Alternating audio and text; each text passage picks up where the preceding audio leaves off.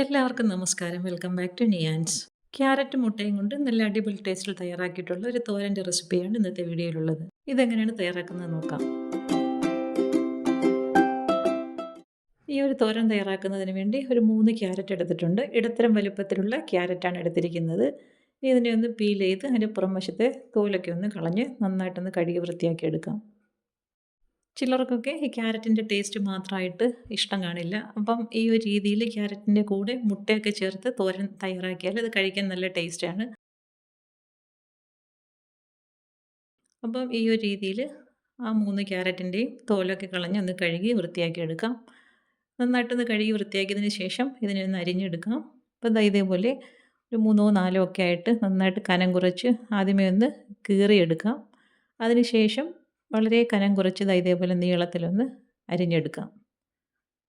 ഒരുപാട് കനത്തിൽ അരിയാതെ നന്നായിട്ടൊന്ന് കനം കുറച്ച് ഈ ഒരു വലിപ്പത്തിൽ ഈ എടുത്ത് വെച്ചിരിക്കുന്ന ക്യാരറ്റെല്ലാം ഒന്ന് അരിഞ്ഞെടുക്കാം. ഇതിലേക്ക് മുട്ട ചേർത്ത് കൊടുക്കുമ്പോൾ അവരവരുടെ ആവശ്യത്തിനനുസരിച്ച് മുട്ടയുടെ എണ്ണം കൂട്ടുകയൊക്കെ ചെയ്യാം. ക്യാരറ്റൊക്കെ ഒരുപാട് വേവിച്ചെടുക്കേണ്ടാത്ത വെജിറ്റബിൾ ആയതുകൊണ്ട് തന്നെ പെട്ടെന്ന് തന്നെ ഒന്ന് ആവി കയറ്റി എടുത്താൽ മതിയാകും. പെട്ടെന്ന് തന്നെ നമുക്ക് തോരൻ തയ്യാറാക്കി എടുക്കാനും പറ്റും. കുട്ടികൾക്കൊക്കെ സ്കൂളിലൊക്കെ കൊടുത്തു വിടാനൊക്കെ വളരെ പെട്ടെന്ന് തയ്യാറാക്കാൻ പറ്റുന്ന ഒരു തോരനാണ്. അപ്പോൾ അത് ആ ക്യാരറ്റ് മുഴുവനായിട്ടും ഇതേപോലെ ഒന്ന് അരിഞ്ഞ് മാറ്റി വെച്ചിട്ടുണ്ട്. ഇനി ഇതിലേക്ക് സവാള ചേർത്ത് കൊടുക്കണം. അപ്പോൾ ഒരു വലിയ സവാള എടുത്തിട്ടുണ്ട്. തോലൊക്കെ കളഞ്ഞ് കഴുകിയതിന് ശേഷം വളരെ കനം കുറച്ച് ഇതേപോലെ ഒന്ന് അരിഞ്ഞെടുത്ത് വയ്ക്കാം. സവാളയും നമുക്ക് ഇഷ്ടത്തിനനുസരിച്ച് ചേർത്ത് കൊടുക്കാം. അപ്പോൾ സവാള അരിഞ്ഞ് മാറ്റിയതിന് ശേഷം ഇനി ഇതിലേക്ക് നമുക്ക് ആവശ്യമുള്ളത് മുട്ടയാണ്. അപ്പോൾ മുട്ട കഴുകി ഇതേപോലെ ഒരു പാത്രത്തിലേക്ക് ഉടച്ചൊഴിച്ച് കൊടുക്കാം. ഞാനിവിടെ 2 മുട്ടയാണ് എടുത്തിരിക്കുന്നത്. ഇനി അതിലേക്ക് കുറച്ച് കുരുമുളക് പൊടിയും ആവശ്യത്തിനുള്ള ഉപ്പും ചേർത്ത് കൊടുക്കാം. ചേർത്ത് കൊടുത്തതിന് ശേഷം നല്ലതുപോലെ ഒന്ന് ബീറ്റ് ചെയ്തെടുക്കണം.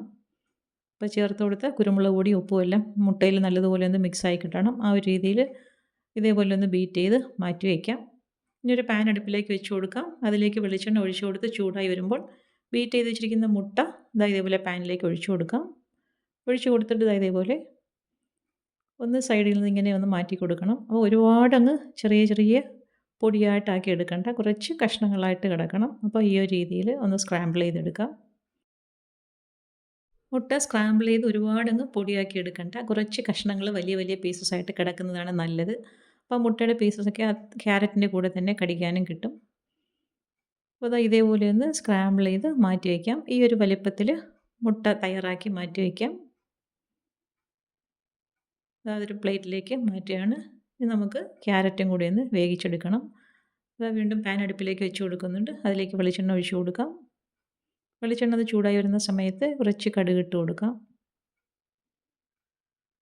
അതിൻ്റെ കൂടെ തന്നെ കുറച്ച് കറിവേപ്പിലയും കൂടി ഇട്ട് കൊടുക്കാം. കടുകും കറിവേപ്പിലയൊക്കെ ഒന്ന് മൂത്തൊന്ന് പൊട്ടി വരുന്ന സമയത്ത് ഒരു 1/4 ടീസ്പൂൺ അളവിൽ മുളക് പൊടി ചേർത്ത് കൊടുക്കാം. ഫ്ലെയിം നല്ലതുപോലെ സിമ്മിലാക്കിയിട്ട് വേണം ചേർത്ത് കൊടുക്കാൻ. അതേപോലെ തന്നെ ഒരു നുള്ള് മഞ്ഞൾപ്പൊടിയും കൂടി ചേർത്ത് കൊടുക്കാം. ആ മുളക് പൊടിയും മഞ്ഞൾപ്പൊടിയൊക്കെ എണ്ണയിൽ നല്ലതുപോലെ ഒന്ന് മൂത്ത് കിട്ടണം. അത് നന്നായിട്ട് മൂത്ത് വരുന്ന സമയത്ത് ഇനി അരിഞ്ഞ് വെച്ചിരിക്കുന്ന സവാള ഇതിലേക്ക് ചേർത്ത് കൊടുക്കാം. അതിൻ്റെ കൂടെ തന്നെ പച്ചമുളകും ഉണ്ടായിരുന്നു. ഇനി അരിഞ്ഞ് വെച്ച ക്യാരറ്റും ഇതിലേക്ക് ഇട്ട് കൊടുക്കാം. അപ്പോൾ എരിവിന് ആവശ്യമുള്ള പച്ചമുളകും കൂടി ഇതിലേക്ക് ചേർത്ത് കൊടുക്കണം. അപ്പോൾ ക്യാരറ്റ് ഇട്ട് കൊടുത്തതിന് ശേഷം ഇനി ആവശ്യത്തിനുള്ള ഉപ്പ് ചേർത്ത് കൊടുക്കാം. ഇനി ഇത് നല്ലതുപോലെ ഒന്ന് മിക്സ് ചെയ്ത് കൊടുക്കണം. അപ്പോൾ എണ്ണയിലിട്ട് നന്നായിട്ടൊന്ന് വഴറ്റി കൊടുക്കണം. ക്യാരറ്റൊക്കെ പെട്ടെന്ന് ആവി കയറിയാൽ വെന്ത് കിട്ടുന്ന വെജിറ്റബിളാണ്. അതുകൊണ്ട് ഇതിലേക്ക് വെള്ളമൊന്നും ചേർത്ത് കൊടുക്കേണ്ട ആവശ്യമില്ല. അപ്പോൾ ഇതുപോലെ നല്ലതുപോലെ ഒന്ന് വഴറ്റി കൊടുത്തതിന് ശേഷം ഒന്ന് ഒതുക്കി വെച്ച് കൊടുക്കാം. ഒതുക്കി വെച്ചിട്ട് ഒന്ന് പാൻ ഒന്ന് മൂടി വെച്ച് കൊടുക്കാം. മൂടി വെച്ചിട്ട് ആവിയിൽ കിടന്ന് തന്നെ ഇതൊന്ന് വെന്ത് കിട്ടും. ഇടയ്ക്കൊന്ന് തുറന്നിട്ട് വീണ്ടും ഒന്നുകൂടി ഒന്ന് ഇളക്കി കൊടുക്കാം. ഇളക്കി കൊടുത്തതിന് ശേഷം അതേപോലെ തന്നെ ഒന്നുകൂടി ഒന്ന് ഒതുക്കി വെച്ച് വീണ്ടും ഒന്നുകൂടി ഒന്ന് ആവി കയറ്റിയെടുക്കാം. ഇതെല്ലാം പെട്ടെന്ന് തന്നെ നടക്കുന്ന കാര്യങ്ങളാണ്. വീണ്ടും ഇതേപോലെ ഒന്ന് ഒതുക്കി വെച്ച് കൊടുത്തതിന് ശേഷം പാൻ ഒന്നുകൂടി ഒന്ന് മൂടി വെച്ച് കൊടുക്കുക.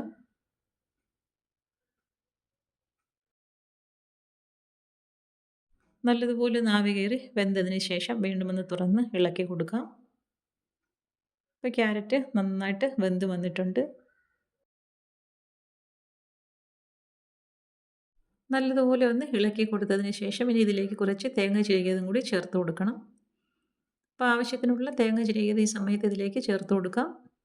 ഒരു കൈപ്പിടിയോളം തേങ്ങ ചിരകിയത് ചേർത്ത് കൊടുക്കുന്നുണ്ട്. അത് ഇട്ട് കൊടുത്തതിന് ശേഷം വീണ്ടും നല്ലതുപോലെ ഒന്ന് ഇളക്കി കൊടുക്കാം. ഇനി ഇതിലേക്ക് ഏറ്റവും ഒടുവിലായിട്ട് നമുക്ക് സ്ക്രാമ്പിൾ ചെയ്ത് വെച്ചിരിക്കുന്ന മുട്ടയും കൂടെ ആഡ് ചെയ്ത് കൊടുക്കാം. ഇതേപോലെ നല്ലതുപോലെ ഒന്ന് ഇളക്കി കൊടുത്തതിന് ശേഷം നമുക്ക് മുട്ടയും കൂടി ചേർത്ത് കൊടുക്കാം. അപ്പോൾ തയ്യാറാക്കി വെച്ചിരിക്കുന്ന മുട്ട ഇതിലേക്ക് ഇട്ട് കൊടുത്ത് വീണ്ടും നല്ലതുപോലെ ഒന്ന് ഇളക്കി കൊടുക്കാം. അപ്പോൾ നമ്മുടെ അടിപൊളി ടേസ്റ്റിലുള്ള ക്യാരറ്റ് മുട്ട തോരൻ റെഡിയായി കഴിഞ്ഞു. നന്നായിട്ടൊന്ന് മിക്സ് ചെയ്ത് ആ ക്യാരറ്റും മുട്ടയും കൂടി നന്നായിട്ടൊന്ന് മിക്സായി കിട്ടണം. ആ ഒരു രീതിയിലൊന്ന് ഇളക്കി കൊടുക്കാം. അപ്പോൾ ഇത്രയേ ഉള്ളൂ. നല്ല അടിപൊളി ടേസ്റ്റിൽ തയ്യാറാക്കിയിട്ടുള്ള തോരൻ റെഡിയായി കഴിഞ്ഞു. വളരെ ഈസി ആയിട്ട് തന്നെ തയ്യാറാക്കാൻ പറ്റും. അപ്പോൾ ക്യാരറ്റും മുട്ടയും കൊണ്ട് ഈ ഒരു രീതിയിൽ ഇങ്ങനെ ഒന്ന് തയ്യാറാക്കി നോക്കൂ. അപ്പോൾ ഇന്നത്തെ വീഡിയോ ഇത്രയേ ഉള്ളൂ. ഇഷ്ടമായി ലൈക്ക് ചെയ്ത് സബ്സ്ക്രൈബ് ചെയ്ത് സപ്പോർട്ട് ചെയ്തേക്കൂ. എന്തെങ്കിലുമൊക്കെ അഭിപ്രായങ്ങളുണ്ടെങ്കിൽ കമൻറ്റ് ചെയ്യൂ. വീണ്ടും അടുത്ത വീഡിയോയിൽ കാണുന്നത് വരെ bye from Niyans. Thanks for watching.